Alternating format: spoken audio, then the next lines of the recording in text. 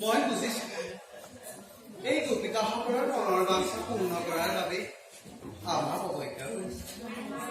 আমাক পাবৰ কাৰণে মহাযোগীসকলে কিমান সাধনা কৰে, তথাপিতো আমি দেখা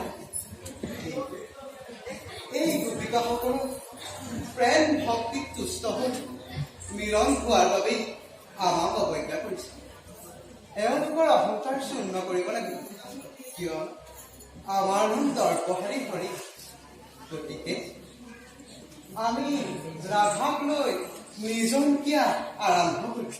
তেতিয়া গোপিকাসকলে আমাক বিচাৰি নাপায়, নিজৰ অহংকাৰ বুজি পাব।